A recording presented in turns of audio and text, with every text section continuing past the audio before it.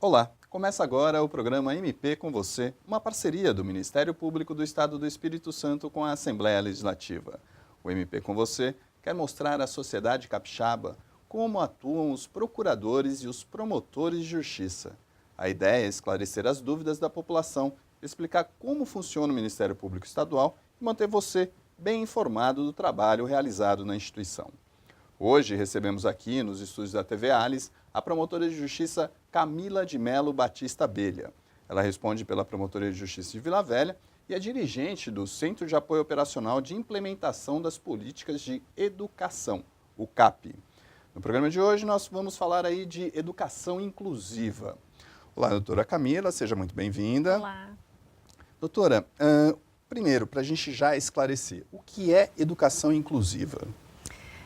Nós podemos resumir a educação inclusiva, a educação das pessoas com necessidades especiais, a 3 fases, de uma maneira bem sintética. A primeira dessas fases era uma época em que eles viviam uma fase de segregação e eram tratados de uma maneira assistencialista, basicamente, E a partir dos anos de 1960, por volta disso, começou-se a falar em integração desse público-alvo que hoje a gente chama de educação especial, a escolarização em escolas comuns. Mas essa política inaugurada não foi suficiente para a gente promover realmente uma igualdade de acesso e permanência e inclusão e um tratamento adequado para que as pessoas todas ingressem em escolas e no meio social de uma mesma maneira. A integração, ela era tratada de uma maneira diferente do que hoje a gente tem como a inclusão. O que significa isso? A integração era uma adaptação que se tinha que fazer com as pessoas portadoras de algum tipo de deficiência para que elas então tivessem condições de ingressar nas escolas comuns, regulares. Então, aquelas que passassem por um processo de integração, que normalmente era um processo que era fornecido pelas escolas exclusivas, ou seja, as APAES, as Pestalozes e outras escolas especializadas para a educação de pessoas portadoras com necessidades especiais, faziam um trabalho de integração dessas pessoas deficientes à escola. Então, não atendia ao que a gente hoje valoriza muito e preconiza, que é a educação inclusiva. Qual que foi a grande mudança de paradigma dessa fase de integração para a inclusão?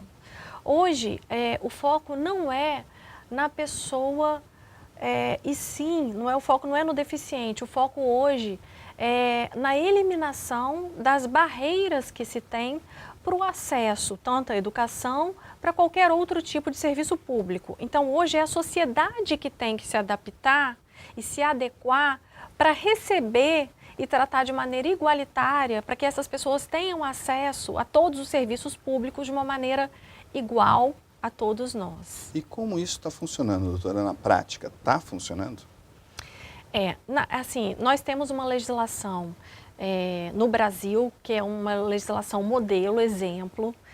Um grande marco foi a Convenção da ONU, que foi ratificada pelo Brasil com status de emenda constitucional. Essa declaração é de 2006 e foi incorporada através de 2 decretos, do Legislativo e do Executivo, então 2008 e 2009.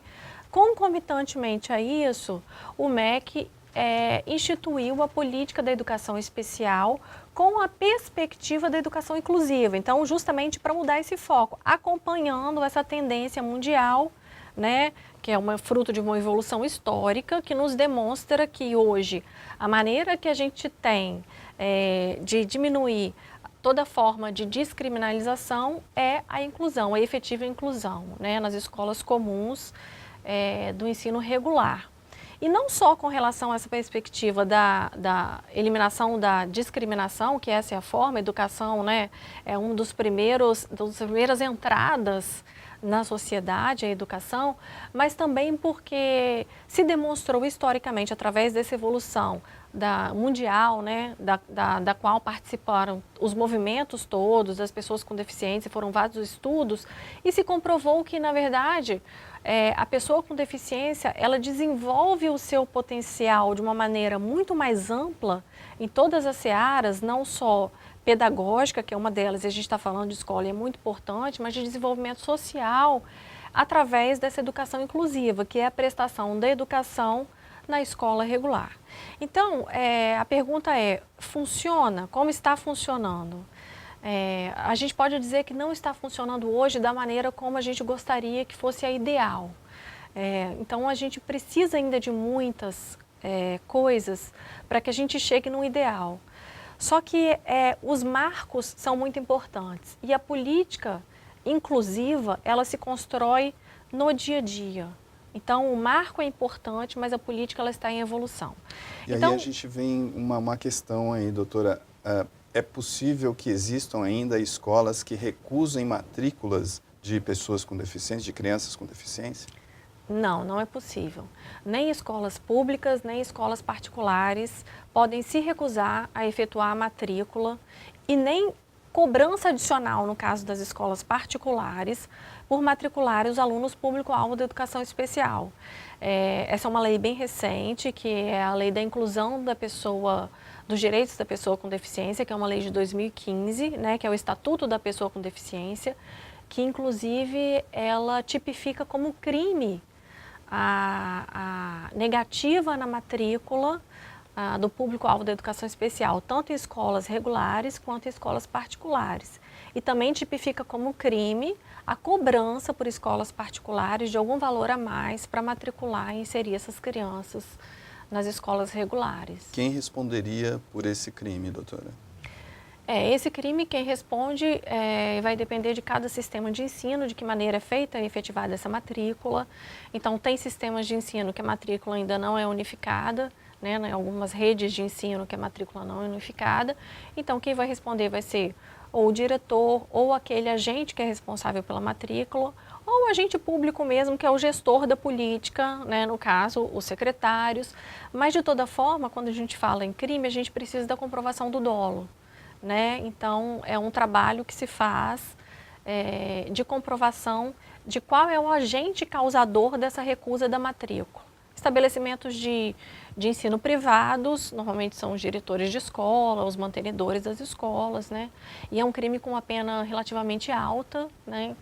De 2 a 5 anos de reclusão, então é um tipo penal que não cabe suspensão do processo, não cabe transação. Então a política, ela realmente no Brasil, ela veio de uma maneira muito fortalecida, os marcos são muito importantes e aí a gente passa hoje por um processo realmente de implementação dessa política. Agora, doutora, o pai ou o responsável por essa criança com deficiência que porventura tenha tido a sua matrícula negada em alguma escola, como ele deve agir? Ele deve acionar, né, tanto a delegacia de proteção dos direitos das crianças e adolescentes, quanto o Ministério Público, denunciar. Né? Isso é muito importante, que a sociedade conheça as atribuições nossas do Ministério Público quanto defensores dos direitos da sociedade como um todo. Né? Hoje nós não atuamos como órgão acusador, como éramos antes da Constituição de 88, não deixamos essa função de lado, né, uma função importantíssima, né, não só sob o ponto de vista da acusação, mas a proteção da ordem jurídica, tanto na seara penal, e como defensores de todos esses direitos sociais que são muito relevantes para a sociedade, saúde, educação, meio ambiente, patrimônio público, todos esses direitos. Então, não só com relação à questão da matrícula, mas também quando a gente fala dos alunos da educação especial, qualquer tipo de má prestação do serviço, é muito importante que esses pais, e não só pais, que gestores, que professores, que identifiquem nas suas unidades, denunciem. É dessa maneira que chega ao Ministério Público. E hoje essas denúncias, elas podem ser feitas tanto através da internet, via ouvidoria, a gente tem o aplicativo MP Cidadão, que facilita muito hoje essa comunicação entre a sociedade e o Ministério Público, e também indo diretamente à Promotoria de Justiça, onde nós temos os servidores ou os próprios promotores que vão colher o termo de depoimento, vão ouvir e vão conhecer a realidade do que está acontecendo. E é assim que a gente vai exercer o nosso papel fundamental de acompanhar essa política pública, essa evolução e como está sendo implementado em cada um dos nossos municípios, quais são os pontos que a gente precisa cobrar do gestor, acompanhar, melhorar. Então, esse papel é fundamental da sociedade. Agora, doutora, quais são exatamente esses direitos que a criança tem, essa criança que está na educação inclusiva, no seu dia a dia na escola? Então, hoje quando a gente fala em educação inclusiva, então, que é a terceira revolução da educação especial, os direitos são, a criança, ela tem direito a estar matriculada numa escola comum de ensino regular, numa classe comum. Essa criança tem que ter essa escolarização com todas as demais crianças, e isso já é preconizado pela Constituição Federal no artigo 205, que fala todos têm direito à educação. E além disso, as crianças que são o público-alvo da educação especial, e aí a gente está falando de crianças que têm deficiência, seja ela física, seja ela intelectual, seja ela uma deficiência sensorial, todas essas crianças com deficiência, transtornos globais do desenvolvimento, que envolvem as questões do espectro autista, né, que são várias fases desse espectro do autismo, psicoses infantis e também crianças com altas habilidades de superdotação. Esse é o público-alvo hoje, que está em constante evolução essa questão da construção do que é a deficiência pela área clínica, né? Então, todas essas crianças são o público-alvo da educação infantil. E a maneira o que elas têm direito hoje do atendimento? Além dessa escolarização no turno regular, as crianças podem e devem frequentar um atendimento educacional especializado que a gente denomina AEE, ali chama de AEE. O que é o AEE? Ele não é um reforço ao conteúdo do turno regular, ele não é isso. As crianças podem sim, do público-alvo da educação especial, tanto quanto as outras crianças, frequentar um reforço escolar, que inclusive é obrigação do poder público, ofertar esse reforço escolar para aquelas crianças que precisam. Mas o AE, ele não se trata de um reforço escolar. Ele, na verdade, é uma complementação ou uma suplementação. A gente fala em complementação quando a gente está falando dos alunos deficientes e com transtornos globais. E a gente fala de suplementação quando a gente está falando com os alunos de altas habilidades de superdotação. Para que esses alunos, no contraturno, então esse AEE, ele é prestado num horário diferenciado do turno escolar. Então, se a criança estuda de manhã, esse atendimento vai ser prestado no turno da tarde. E é obrigatório esse atendimento, doutora? Esse atendimento, ele é um atendimento obrigatório, assim, na grande maioria dos casos. Por quê? Porque ele vai desenvolver justamente as habilidades, as potencialidades, e o professor do AEE, que é um professor com uma formação especial, em educação especial, então ele tem uma formação em educação especial, ele vai perceber em cada um dos seus alunos de educação especial quais são as necessidades que aquele aluno tem para que ele possa, dentro da sala de aula regular, desenvolver suas potencialidades. Então, no AE, o professor de educação especial ele vai receber todos os tipos de aluno. Aluno com deficiência auditiva, então aí ele vai ter que trabalhar a língua de sinais, que já também tem que ter em sala de aula, que é o intérprete, né? Mas no Braille, ele vai trabalhar com os alunos que têm deficiência visual, ele vai trabalhar o Braille. E ele vai trabalhar de que maneira? Ele vai trabalhar de maneira individualizada. Porque nem todos os alunos que têm uma deficiência visual vão precisar dos mesmos recursos. Então, quando a gente fala de AE, a gente está falando de uma sala de recursos multifuncionais. O que é isso? É uma sala que deve existir dentro de cada escola para que ali o aluno possa desenvolver essas potencialidades de acordo com as suas necessidades. Então, o aluno de Braille, ele vai muitas vezes, um aluno que tem deficiência visual, muitas vezes ele vai preferir trabalhar com uma máquina de escrever de Braille e outros vão preferir trabalhar com livro áudio. que é um recurso de tecnologia assistiva. Então, por isso que a gente fala que esse processo da educação inclusiva, ele é um processo em construção. Os marcos legais são muito importantes, mas as nossas escolas, elas não estão estruturadas hoje ainda de uma maneira definitiva. Mas é muito importante que esse processo aconteça, ele vem acontecendo no Brasil, ele vem evoluindo de uma maneira muito crescente, muito mesmo, assim, em poucos anos a gente tem um número de matrículas que aumentaram uma quantidade muito grande, e essa é a importância da construção desse processo no EE. Então, o aluno com deficiência intelectual, o que o professor vai propor para ele no EE? Vai propor meios alternativos e ampliativos de comunicação. De que maneira? Com materiais pedagógicos adequados para isso. Muitas vezes uma prancha com desenhos, que é uma comunicação alternativa, para que esse aluno dentro de sala de aula consiga comunicar com seu professor do ensino irregular e mostrar, olha, eu preciso ir ao banheiro, eu não entendi determinado conteúdo através de figuras. Então é aumentar, nesse caso do aluno com deficiência intelectual, essa comunicação alternativa. Então, de forma alguma, esse professor do AE, que é esse atendimento educacional especializado, ele vai se confundir com o professor do ensino regular, que é o que preconiza a inclusão. O aluno tem que estar frequentando o turno regular. Inclusive, esse hoje é um pré-requisito para que o aluno frequente o AE e receba dupla matrícula. Perfeito, são coisas bem distintas. Eu vou pedir licença à doutora Camila e a você que está nos assistindo. Nós vamos agora para um rápido intervalo e voltamos logo mais para continuar essa conversa. Nós já voltamos.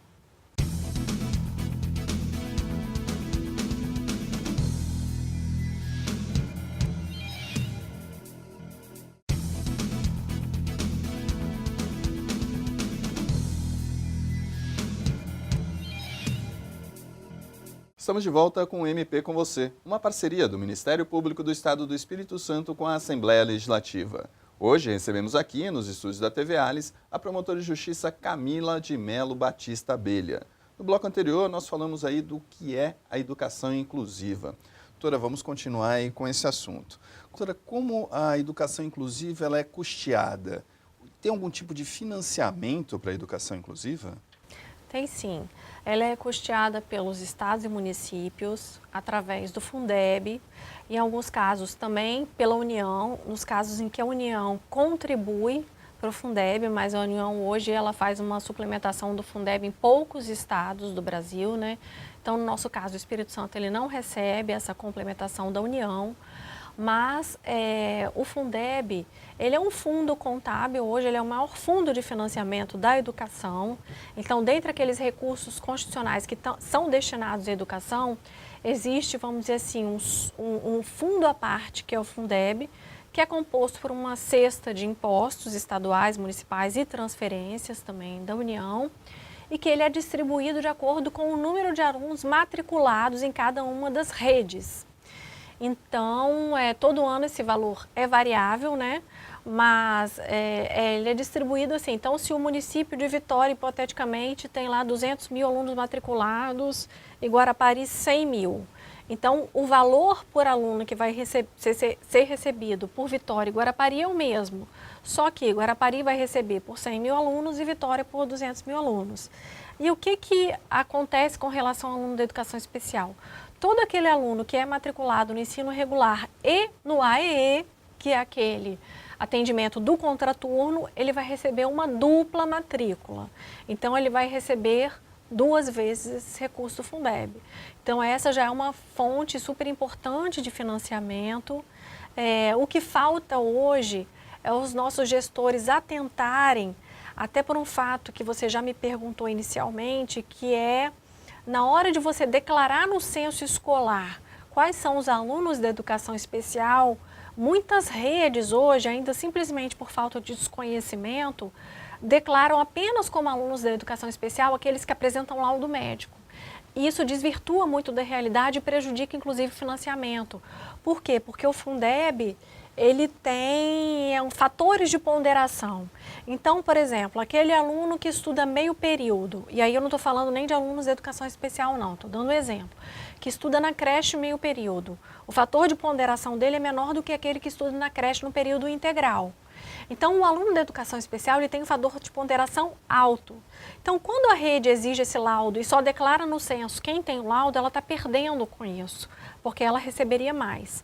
Então, além disso, o aluno da educação especial ele vai receber duplamente quando ele tem a matrícula no regular e no atendimento educacional especializado, que é importantíssimo para que as nossas redes passem a ofertar esse atendimento educacional especializado dentro das nossas escolas. Porque hoje ele ainda é ofertado em grande número pelas APAES, pelas Pestalozes, que são instituições importantíssimas, que foram as que iniciaram, né, a escolarização desse público-alvo hoje da educação especial, mas que a nossa intenção hoje, e que é o que preconiza a lei, é que a inclusão ela seja feita dentro da escola. Então, hoje no Espírito Santo a gente tem mais de 3.200 escolas, e a gente está falando tanto de rede estadual quanto municipal, e apenas 800 e poucas escolas têm essa sala de AEE, que é uma sala de recursos, dentro da escola. E a gente está falando de um universo de quantas crianças, doutora, que necessitam dessa educação inclusiva? Hoje no estado a gente tem pouco mais de 19.500 crianças da educação inclusiva atendidas na rede pública, pouco mais de 12 mil frequentando o AEE, então a gente precisa fomentar esse atendimento educacional especializado. Só 25% de nossas escolas têm essa sala de recursos hoje, dentro das escolas. Então esse é um dos papéis muito importantes do Ministério Público na hora de fomentar essa política, né, que está prevista no Plano Nacional de Educação. Os gestores eles têm até 2024 para implementar, mas a gente não pode esperar até 2024. Então, para além do Fundeb, o governo federal ele tem uma série de programas, não foi uma política solta que o governo federal fez, né, de qualquer maneira. Então, a gente tem uma série de programas de incentivo, tanto técnico quanto financeiro. Um deles é para a própria implementação dessas salas de recursos multifuncionais, em que o governo federal ele entra com todo o mobiliário dessas salas, todos os recursos pedagógicos, de assistência de tecnológica, dos materiais que são necessários, e em contrapartida os municípios e estados têm que fornecer o espaço físico e os professores. Da mesma maneira, o governo federal tem programa da escola acessível, que é para adequação arquitetônica de acessibilidade das nossas escolas. Tem o programa do livro acessível, que é muito interessante. Então, da mesma forma que a gente tem o Programa Nacional do Livro Didático, esse programa do livro acessível é o quê? É transformar esses livros do Programa Nacional em livros acessíveis através de livros no Braille, livro áudio, em Libras. Então, tem uma série de programas do governo de transporte para a implementação dessa política. Então, cabe aos nossos gestores atenderem aos pedidos de quem está na ponta ali, né, mesmo de diretor de escola, dos professores, e buscar esse auxílio do governo federal para a implementação. Isso vem sendo feito já e pode ser feito muito mais. Agora, doutora, a senhora falou aí de 19.500 alunos com necessidade que estão matriculados. Agora, esse universo é maior. Esse universo é maior. Nós temos hoje, pelo censo do IBGE, de 2010, então já está bem defasado, que no Espírito Santo nós teríamos mais de 75 mil alunos na faixa etária de 0 a 17 anos. Então, assim, a gente tem evoluído muito, o salto que a gente teve de 2008 para 2010, de matrículas na rede comum, ele foi muito grande. O gráfico, ele foi crescente e, ao mesmo tempo, ele foi decrescente daquelas matrículas em escolas exclusivas. Então, esses alunos migraram das exclusivas. Então, no Brasil, hoje, a gente tem mais ou menos mais de 980 mil alunos matriculados e desses quase 800 mil são matriculados em escolas comuns. Então, mais de 80% são escolas públicas, né? Escolas comuns e não escolas exclusivas, como a Paz, Pestalozes. Agora, doutora, quais são as principais denúncias que chegam ao Ministério Público em relação à questão da educação inclusiva? São muitas. Denúncias de toda ordem, especialmente a maior delas com relação à deficiência de profissionais para atender esses alunos. Uma deficiência que realmente a gente constata quando a gente chega nessa época de início do ano, muitos desses alunos, infelizmente, têm que retornar para suas casas porque as escolas não dispõem de cuidadores. O que seriam cuidadores, assim? Seria importante a gente só fazer um parênteses para falar de quais seriam esses profissionais mínimos que a rede deve dispor para atender esses alunos. Seriam os cuidadores. Cuidadores, eles não vão atuar na área pedagógica, eles vão atuar auxiliando e apoiando aqueles alunos que têm dificuldade de locomoção, de higiene, de alimentação. Então, a gente tem os professores do atendimento educacional especializado, que a gente já conversou, que tem uma formação especial, e algumas redes também dispõem de um professor auxiliar ou colaborativo, que também é um professor com formação em educação especial, que vai atuar no turno regular ao lado do professor regente de classe. Que é uma questão até polêmica, porque alguns especialistas entendem que esse professor poderia gerar uma exclusão e não uma inclusão, mas aí, no meu ponto de vista, depende de como isso vai ser trabalhado na prática. Muitas vezes esse professor pode atuar ao lado do regente sem promover exclusão.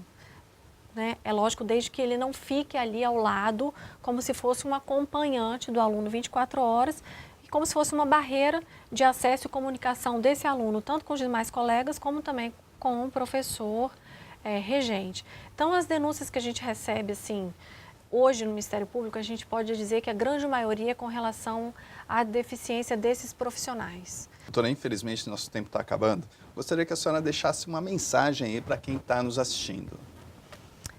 A mensagem que eu gostaria de deixar vai para o público que é envolvido diretamente, na inclusão. Diretamente, que eu digo assim, indiretamente somos todos nós, toda a sociedade tem a ganhar, é uma evolução histórica.